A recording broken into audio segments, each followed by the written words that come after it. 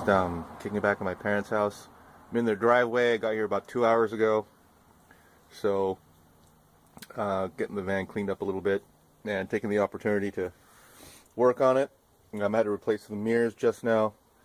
And I'm going to be checking the engine and stuff here in a little bit. Anyways, a couple of people asked me to make a video about my van and my thoughts on van dwelling, so here we are. This is very simple. That's my bed. Sorry guys, it's a huge mess. I'm cleaning up right now. Decided to take a break and make a video. The system it's basically made out of 15 30-second plywood that most of it I salvaged from a construction site.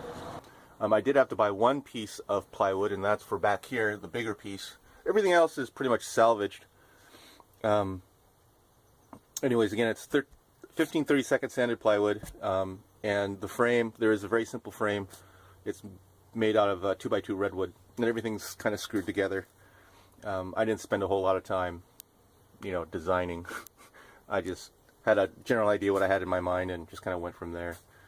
The carpet is from Kmart. It's just a throw rug that I stapled to another chunk of 15 30-second plywood. There's an underlayment in here, and it's pretty comfortable. Anyways, inside this assembly, there are doors that lift up and some storage compartments. This is my closet, literally. Yeah, never mind that.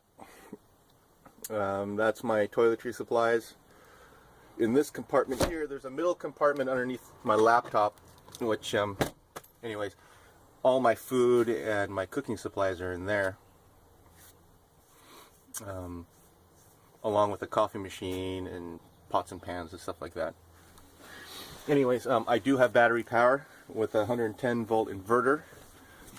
And as soon as I can find my other flip-flop, which is right here, we'll take a quick look at the back of the van.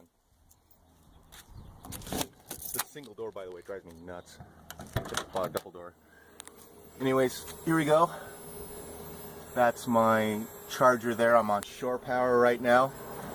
I'm taking this opportunity to charge the battery.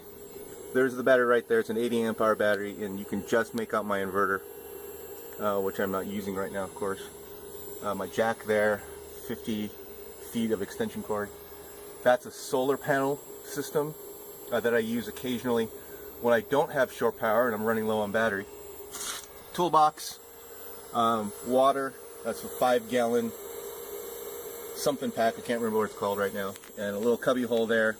I've got some cordless drills and cordless impact, shovel, and a couple other things in there, along with some propane for a hot water heater that I don't carry with me. I only carry that when I have to. It's about 5:15 in the morning. I'm awake, and I fell asleep pretty early yesterday evening, probably around 7 or so, and I snapped awake at about 3:45. But I'm fully rested, so anyways, having myself a cup of coffee, relaxing in the van. I'm parked next to the railroad tracks. It's nice and peaceful and quiet, and I'm just kind of waiting for the sunrise. It's my favorite part of the day. How I cook in this van, typically what I'll do is I'll take this. What that is so I move my tools out of the way here from working on the van. What this is a Soviet Union. It's called a Bumblebee stove. It runs on regular unleaded gasoline. You take it out here. It's a little, yeah, the paint's coming off of it now, but this is a super reliable, super simple stove. A lot of people call me crazy for running a gasoline-powered stove or a gasoline fuel stove versus like a Coleman stove, but I simply find that these old Soviet Union stoves are so much better built than the Colemans. And so far I've been able to go to just about any hardware store and pick up parts for it because they're pretty universal. And these things will light up in, sub-freezing temperatures where Colemans would struggle. And they're super reliable. So that's what I use to cook. A lot of people say that, they smell, they stink. I don't really notice the difference. I mean, you can smell the gas when you pour it in, but otherwise it's just like a Coleman stove.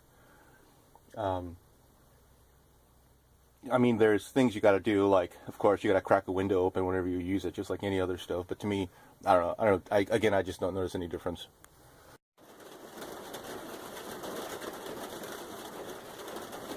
Hey guys, I don't think this van has a ton of insulation up here because, you know, it's not raining that hard and it just sounds like it's coming down.